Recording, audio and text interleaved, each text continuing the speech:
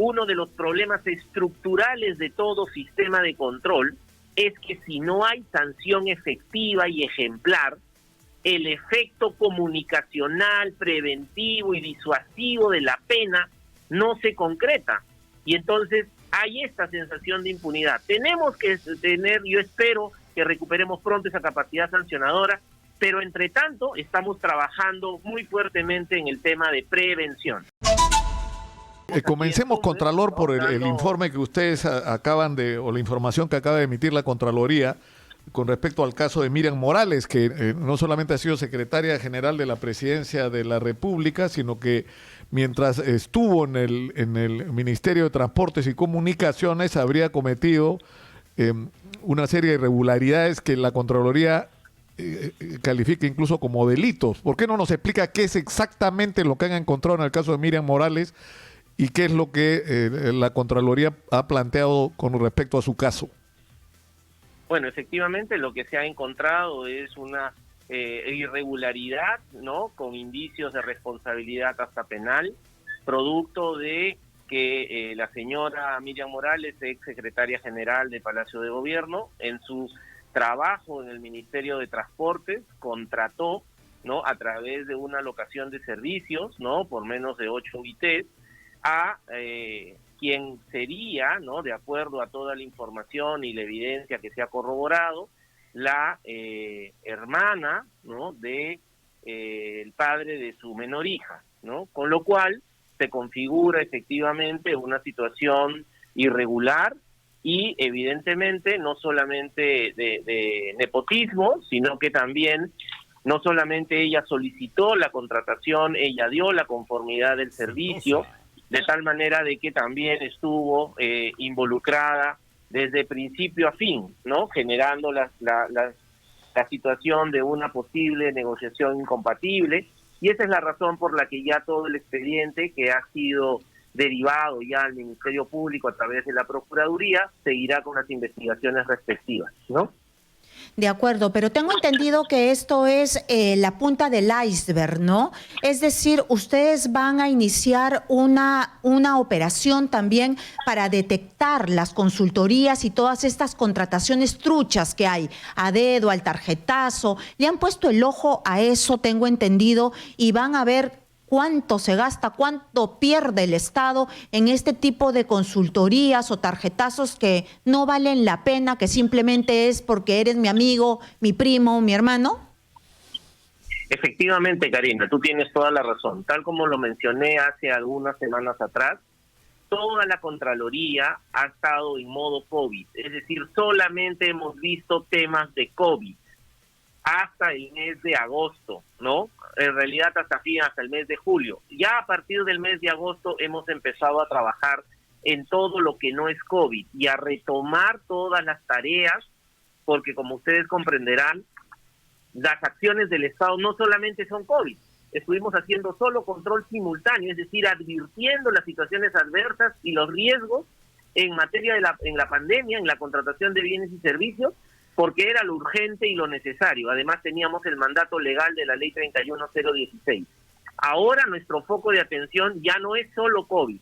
Hemos retomado todas nuestras otras actividades. Es por eso que el día de hoy me encuentro aquí en Tumbes, desplegando el operativo el megaoperativo de control territorial aquí en Tumbes. Y vamos a hacer lo propio a partir del próximo mes. En el mes de octubre entraremos a Callao, y luego a Ucayali, a Ancash. En tanto se termina el operativo que empezamos en el mes de marzo y que tuvimos que truncar por el tema de la pandemia en Cajamarca. Y en esos operativos, uno de los temas que estamos investigando efectivamente, como tú has mencionado, Karina, es el tema de las consultorías. Se gastan en general miles de millones de soles. Este es una asignatura, digamos, pendiente, un compromiso pendiente que tenemos desde el año pasado, en que quisimos desarrollar un megaoperativo a nivel nacional. Porque si bien es cierto, se contratan y se hace mal uso de estas contrataciones de menos de 8 UITs, pero no solamente de menos de 8 UITs, de consultorías en general, ¿no? Que se gastan miles de millones de soles, ¿no? En el caso de asesorías, consultorías, que muchas veces en realidad no se necesitan en el Estado, ¿no? Y Eso está concentrado esencialmente en el gobierno nacional, no tanto en los gobiernos regionales y locales. Y en el gobierno nacional, es decir, en los ministerios, no en los 18 ministerios y en la PCM en general, sino en algunos en particular. Es por eso de que esperamos que ahora en el mes de noviembre podamos desplegar este operativo. Estamos también, como todos, producto de la pandemia, con una también merma en la capacidad operacional. Estamos operando casi al 70% de la capacidad operacional, pero esperamos de que podamos organizarnos y además de cumplir con las metas de los mega operativos que acabo de anunciar, incluyamos también un operativo para ver el tema de consultoría, siempre bajo un análisis técnico de lo que efectivamente corresponde de acuerdo a la normatividad vigente. En el tema de las consultorías, que es lamentablemente una práctica sistemática y en la que, como él mismo ha dicho, se van miles de millones del presupuesto de la República, hay algunos ministerios en particular donde esto es una práctica sistemática. ¿Cuáles son, Contralor, esos ministerios?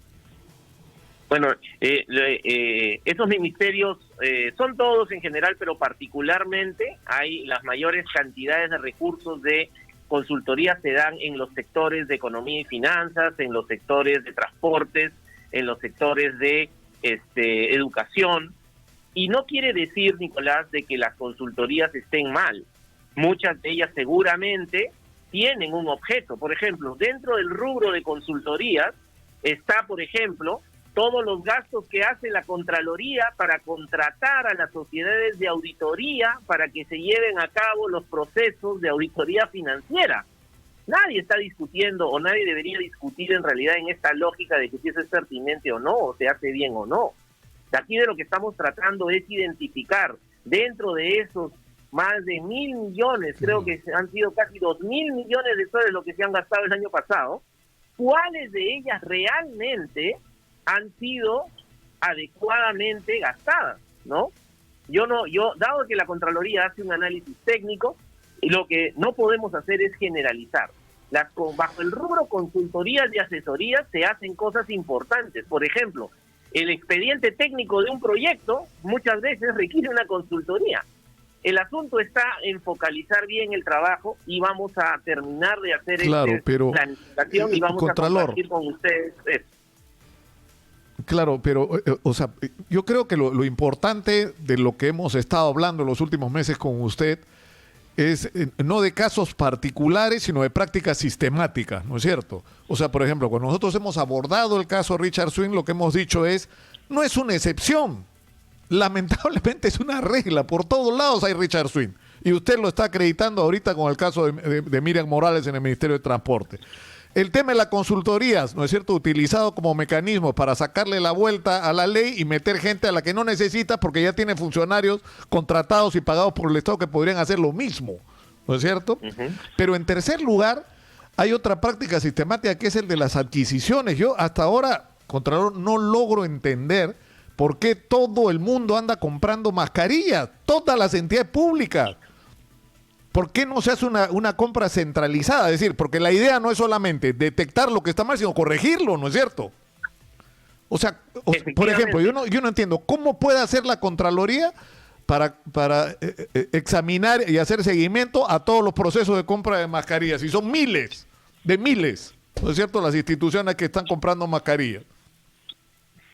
Efectivamente, Nicolás, y tal como tú lo has mencionado, en reiteradas oportunidades la Contraloría, aprendiendo de los resultados del control gubernamental, ha postulado una serie de cambios y reformas en la normatividad.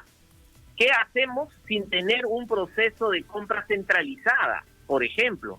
O en otras palabras también, en otro tema, a propósito de estas consultorías y estas asesorías que no se necesitan. ¿Por qué no tenemos un portal, por ejemplo, donde se cuelguen los entregables de todas estas consultorías? La propia ciudadanía organizada nos puede ayudar a controlar. Eso revela o revelaría efectivamente la voluntad de luchar contra estos males que se dan en esta microcorrupción, pero que en realidad cuando la suma es importante. Es un montón. La ¿no? transparencia va a ayudar muchísimo y me imagino también que la posibilidad que la Contraloría pueda sancionar de alguna manera, porque tengo entendido de que ustedes hacen una serie de regulaciones, hallan a los culpables, van al Poder Judicial, no pasa nada, las personas siguen sentadas en sus puestos y la ciudadanía los ve, los mira y dice, aquí no pasó nada. Nos siguen robando. Tú tienes toda la razón, Karina. Esa es una de hecho, ahora en Tumbes, esa ha sido una de las mayores preocupaciones de toda la sociedad, porque se ha revelado en el diagnóstico que hemos hecho en este megaoperativo un dato bastante ilustrativo según lo que tú mencionas. Durante los últimos 4 años aquí en Tumbes se han detectado perjuicios económicos de más de 64 millones de soles, se han detectado han estado más de 500 funcionarios aproximadamente involucrados, pero en los últimos 4 años no se ha recuperado ni un sol de todas las demandas civiles que se han planteado, no se ha sancionado a nadie con una sentencia condenatoria efectiva y en última instancia, y evidentemente ahora que la Contraloría tampoco tiene la capacidad sancionadora en lo administrativo, todos esos funcionarios del último año no tampoco han sido sancionados, siguen trabajando, es decir, la sensación y realidad de impunidad termina siendo muchísimo más perjudicial que la propia corrupción, porque ya frustra y exacerba los ánimos de toda la población que ve que aquí la Contraloría o algunas otras instituciones hacen su trabajo, pero no pasa nada.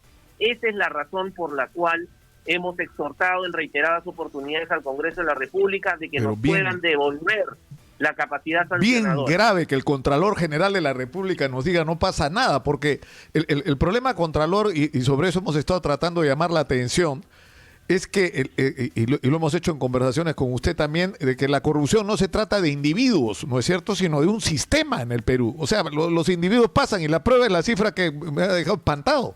El año pasado, 2019, ¿no es cierto?, cuando tenemos presidente, ministro, gobernadores, alcaldes, funcionarios, empresarios procesados o presos, la corrupción continúa como si eso no hubiera ocurrido. Es decir, hay un montón de gente haciendo fila para ir presa, pero la corrupción sigue funcionando con nuevos actores. Efectivamente, ¿no? Ya hay abundantes estudios, incluso uno último que hemos hecho nosotros para el cálculo de la corrupción, Nicolás, que revela que el problema de la corrupción en nuestro país no es solamente de casos aislados, sino de redes criminales que se empiezan a juntar y a desplegar ya no solamente a nivel nacional, sino también a nivel regional. Y eso no se puede luchar solo con una reforma del sistema de control, reforma que está avanzando y de la cual yo estoy muy satisfecho, dado el gran compromiso también de todos los auditores a nivel nacional. La Contraloría está haciendo su trabajo, pero la Contraloría no puede sancionar a nadie. Y entonces lo que se necesita es que una actuación coordinada de todas las instituciones vinculadas a la cadena de valor anticorrupción. La gran corrupción, Nicolás, Karina, requiere indispensablemente una reforma profunda del sistema de justicia y del sistema político. Sin eso, la gran corrupción, la mega corrupción, no va a poder ser realmente rebatida y va a terminar... Ahora, pero yo tengo una interrogante, Contralor. Es decir, el gobierno ha decidido, por ejemplo, invertir en el gasto público porque supuestamente, no supuestamente, realmente eso puede permitir activar en algún nivel la economía y darle ingresos a la gente y parcialmente a hacer pequeñas obras. ¿Y esto en qué se va o qué es lo que va a ocurrir? Que se va a repartir plata como cancha a los municipios para que hagan pequeñas obras. Yo le aseguro, Contralor, que dentro de un año vamos a estar sentados hablando de cómo se levantaron el 20% de esa plata en comisiones ilegales. ¿Cómo van a hacer ustedes para controlar eso? Bueno, efectivamente, pues acuérdate que una cosa similar pasó con el tema de las canastas básicas familiares, ¿no? Que tuvieron muchísimas irregularidades cuando se desconcentró el gasto. No es que no haya que hacerlo, pero hay que tomar algunas medidas y es por eso que ahora la Contraloría necesita de esa capacidad sancionadora y necesita de fortalecer sus cuadros, ¿no? Y estamos apelando ahora, dado que es imposible poder controlar con funcionarios públicos todo lo que se hace, estamos apelando al control social. de tal manera de que estamos capacitando a los ciudadanos para que ellos mismos sean como nuestros auditores junior que nos alerten sobre distintas situaciones y riesgos que se presentan. Empezamos con algunas obras muy pequeñas. Ahora en la pandemia hemos trabajado con el programa de monitores ciudadanos de control en el caso de bienes y servicios y próximamente vamos a entrar a los distintos programas de gasto. Contralor. De tal manera de que yo espero que el próximo año, si nos volvemos a reunir, no tengamos esa discusión con la misma preocupación de ahora. La Contraloría está haciendo un trabajo muy esforzado y yo creo que va a empezar a dar resultados, sobre todo porque vamos a estar presentes. La concurrencia en el acto disuade, Nicolás, Karina, y la Contraloría por vez primera está llegando a los distritos y a las provincias que nunca antes había llegado. ¿Disuade en realidad cuando ustedes no tienen la capacidad sancionadora? ¿Disuade o simplemente es un saludo a la bandera?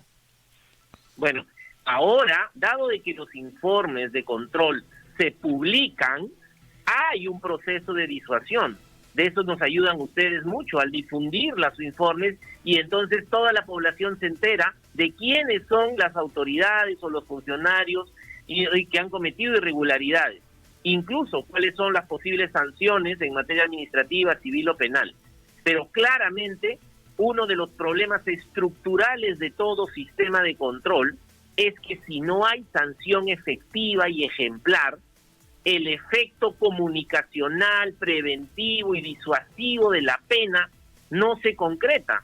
Y entonces hay esta sensación de impunidad. Tenemos que tener, yo espero que recuperemos pronto esa capacidad sancionadora, pero entre tanto estamos trabajando muy fuertemente en el tema de prevención. Contralor, ahora, usted hablaba del tema del cambio estructural que se necesita desde el Poder Judicial, porque nos acaba de mencionar de que roban en la cara de todos los ciudadanos y simplemente no hay nadie en la cárcel y no se ha devuelto ni un sol en el tema de Tumbes. Entonces ustedes han hecho un informe que ha sido evacuado de la Contraloría sobre el pago irregular a la hija de la jueza suprema, Ana María Aranda. Esto me interesa mucho preguntarle primero porque está dentro del sistema del tema de justicia, en lo más alto. La jueza Aranda era, yo no sé si hasta el momento es jefa de la OGMA. Yo hice esta investigación y me lo negaron 10,000 veces. Entonces ustedes están dando la razón de que fue un pago irregular. Además, esta chica se ganó una beca que se supone que está para las personas que o que son más pobres o que trabajaban en el Estado, y en ese momento ella no estaba trabajando en el Estado. Ustedes ya han encontrado responsabilidad, pero ¿por qué no se ha hecho lo mismo o sí se ha hecho lo mismo? Por ejemplo, en este mismo reportaje yo puse al hijo de Pablo Sánchez, y Pablo Sánchez ante Televisión Nacional dijo, sí, mi API me ha conseguido el trabajo en el Jurado Nacional de Elecciones como la hija de esta jueza. También hay investigaciones al hijo de Pablo Sánchez, al hijo de los demás jueces que nosotros pusimos al aire en mi reportaje, porque lo dijo claramente, mi API me ha conseguido el trabajo. Bueno, a ver, Karina, efectivamente nosotros hemos hecho esa investigación, nosotros detectamos en su momento que se había contratado a a una persona, un familiar directo, Leslie Mayorga Aranda, ¿no? Que efectivamente en el marco del decreto de las imposibilidades o incompatibilidades que establece la ley de contrataciones, se había vulnerado esa disposición. Es por eso que se actuó de inmediato al conocer esa situación y efectivamente, como tú mencionas, ese informe está publicado desde el mes de agosto y ya el tema se ha derivado a la Procuraduría, ¿no? Con relación al otro tema que mencionas respecto de otro familiar de también un ex fiscal supremo, ¿no? Un fiscal de la Nación, claro. Entonces ahí también se han hecho las investigaciones, ¿no? Pero hay que ser conscientes que el trabajo de la Contraloría, ¿no? Es un trabajo técnico sobre la base de la legalidad. Entonces, ¿qué pasa? Esa legalidad en este caso está relacionado a los impedimentos de la ley de contrataciones. Y hay que ser conscientes de que en el Jurado Nacional de Elecciones, durante procesos electorales, ellos están fuera de la aplicación de la ley de contrataciones.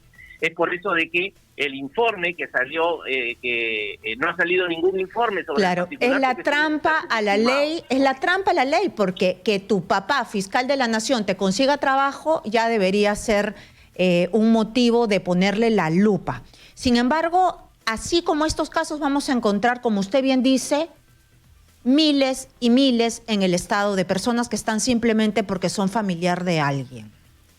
Es por eso, Karina, que es muy importante reforzar, y esperamos que el Poder Ejecutivo termine de promulgar esta iniciativa, que siempre es perfectible, que ha sacado el Congreso de la República sobre el tema de las declaraciones juradas, particularmente de intereses. Es responsabilidad de los funcionarios no mentir en esas declaraciones. Los funcionarios públicos en la administración operamos bajo el principio de presunción de veracidad. Si una persona va a ser contratada en el Estado y declara que efectivamente no tiene incompatibilidad para poder contratar con el Estado, entonces al momento de hacer las investigaciones, ahí no va a poder haber ninguna responsabilidad administrativa de ningún funcionario, porque es la propia persona que está mintiendo en su declaración. En ese sentido, claro, es muy importante ser conscientes de que es responsabilidad de todos los funcionarios declarar todos sus potenciales conflictos de interés, sus incompatibilidades. Y evidentemente, de no hacerlo y de ser detectados, eso se va a transformar en una responsabilidad penal, y para lo cual ya las autoridades fiscales harán su trabajo. Pero si eso, Contralor, no va de la mano con el compromiso de los titulares de los diferentes pliegos, porque estamos en guerra contra la corrupción, ¿no es cierto? O sea, si somos conscientes que estamos perdiendo más de 20.000 millones de soles y tal vez la cifra de la Contraloría se quede corta al año por corrupción, o sea, debería ser un compromiso de todos los funcionarios que tengan capacidad de decisión de acabar con los sistemas de corrupción. Pero hay un tema aparte ahora, que es el del congresista Alarcón, Edgar Alarcón. ¿Qué es lo que la Contraloría ha encontrado con respecto a él? Bueno, con relación a la gestión del congresista Alarcón, actualmente presidente de la Comisión de Fiscalización, durante su trabajo y su gestión en la Contraloría General de la República, no solamente como contralor, sino también en otros puestos de alta jerarquía en la institución, se hicieron una serie de auditorías y encontraron una serie de presuntas irregularidades en el manejo de la caja chica, en el pago de una serie de beneficios para poder comprar las renuncias a algunos funcionarios de la Contraloría, en el tema de subidas de sueldos, ¿no? En problemas también en la declaración jurada, en las declaraciones juradas de bienes y rentas, y todas esas informaciones, Nicolás, que en su momento fueron objeto de investigación por parte de la propia Contraloría, han sido puestas a disposición de los órganos competentes, ¿no? Y eso es lo que está siguiendo su curso. Ya actualmente, ¿no? Muchos de esos temas ya no son objeto de investigación por parte de la Contraloría, ¿no? Y usted, hablando del tema de las consultorías, habló del MEF, que era uno de los ministerios que más consultorías y asesorías tenía. Y eso me hizo recordar el tema del padre de la ministra. ¿Ustedes también han entrado a una investigación o el tema se ha quedado ahí trunco? No, al contrario, Karina. Lo que pasa es que hay que entender de que las investigaciones son procesos técnicos que toman su tiempo. Hacer un control específico demora alrededor de 2 y 3 meses. Desarrollar una auditoría toma entre 4 y 6 meses. En este caso se han acreditado, como ha sucedido en los casos de la contratación del señor Richard Cisneros, al igual que de estas denuncias sobre las cuales empezamos esta conversación sobre las contrataciones que se habían producido por la ex secretaria general de Palacio. Así también estamos investigando las contrataciones que se han realizado con la empresa del padre de la señorita ministra de Economía, ¿no? Y hay que esperar cuáles serán los resultados de ese proceso autónomo, independiente y técnico que desarrollan los auditores, ¿no? Yo espero que en el transcurso de las próximas semanas Eso seguramente en el mes de noviembre esa investigación ya vea la luz, ¿no? Pero a su entender, ¿hubo delito o no hubo delito? Se puede dar una declaración así, pero es mi deber preguntarlo, ¿no? Sí, lamentablemente yo no puedo contestar a esa pregunta porque ¿legal o no? se están llevando a cabo las investigaciones, ¿no?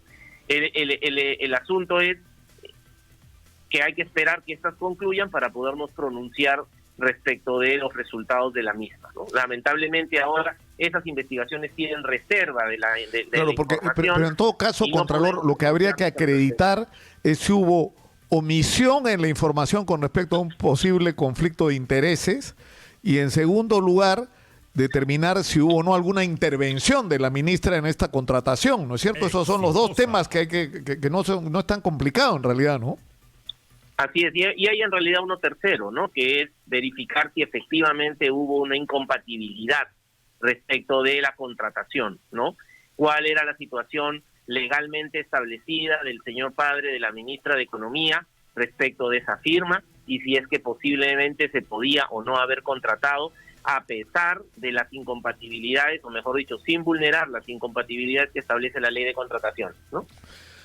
Y para regresar al tema de Edgar Alarcón, que me quedé a la mitad, en función de la información de la Contraloría, ¿usted cree que él es la persona indicada para presidir la Comisión de Fiscalización del Congreso?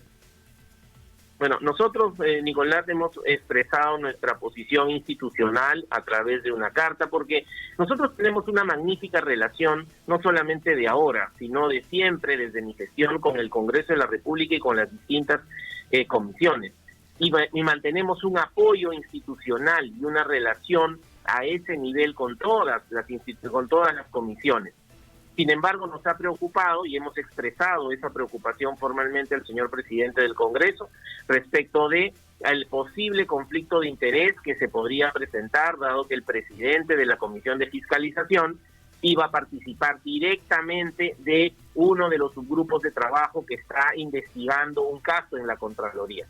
Pero entendemos de que, como todos los conflictos de interés, se deben gestionar, entendemos que ya se han tomado las medidas, entendemos de que el presidente de la comisión no va a participar directamente, y entonces esperamos que el trabajo de esos subgrupos de trabajo, que valga la redundancia, se hagan de manera objetiva, imparcial y transparente, ¿no? Todos tenemos que luchar contra la corrupción, ¿no? Contralor, ¿ustedes han encontrado algún tipo de responsabilidad, porque ya tienen varios meses viendo este tema, de las reguladoras, por decir, de su salud, en el tema de las compras de pruebas rápidas y en el tema específico de estos 24 pacientes nada más que han pasado por las clínicas de acuerdo a los números que han dado mediante el acuerdo que hizo el CIS con las clínicas, y también la supervisora de este camión que explotó en Villa El Salvador? Ustedes están haciendo un seguimiento a las reguladoras. ¿Ya tienen indicios de corrupción en el tema de su salud, algunas cosas puntuales? A ver, en el caso que tú mencionas, Karina, de su salud, efectivamente se ha publicado recientemente un informe que da cuenta de la prácticamente no efectividad cuantitativamente hablando de este acuerdo que se firmaron, ¿no? ¿Cómo es posible que solamente 24 personas hayan sido atendidas en las clínicas, habiendo en su momento tanta necesidad? Pero eso revela, y eso es lo que estamos ahora haciendo, se está acreditando ya una serie de acciones de control posterior en su salud para ver, al igual que en otras reguladoras, cuáles son sus responsabilidades. Queremos saber en realidad, y yo en lo particular quiero saber qué es lo que han estado haciendo las reguladoras en su función de fiscalización en el mercado.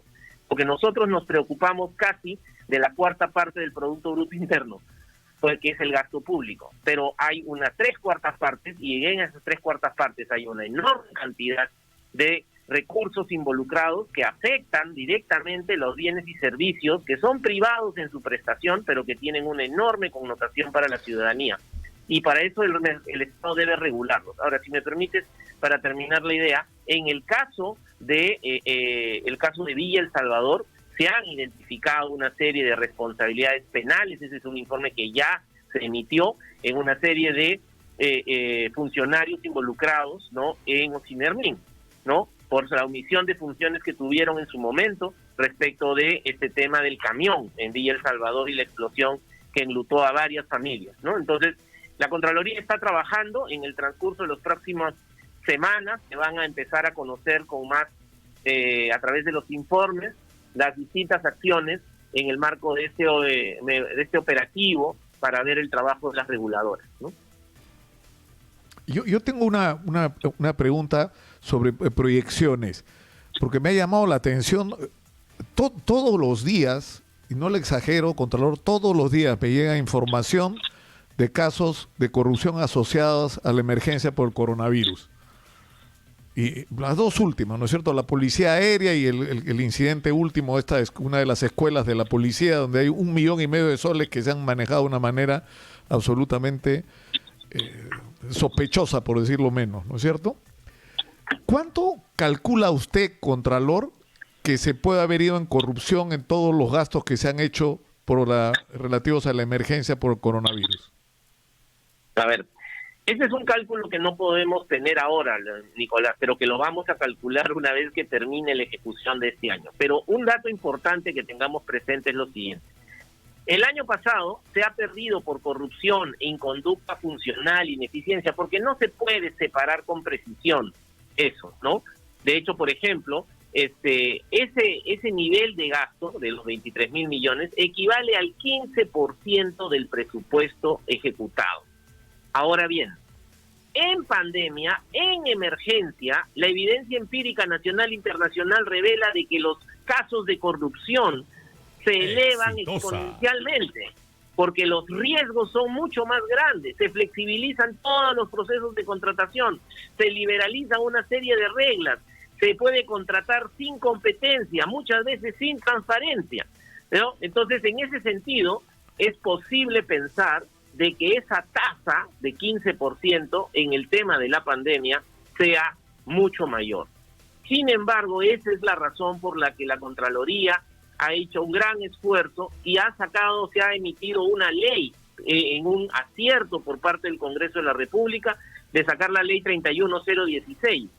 Por única vez, por primera vez diría yo, mejor dicho, en la historia de las emergencias, la Contraloría ha salido de la cuarentena y ya se ha desplegado a nivel nacional. Hemos generado más de 10.000 informes de control simultáneo, concurrente.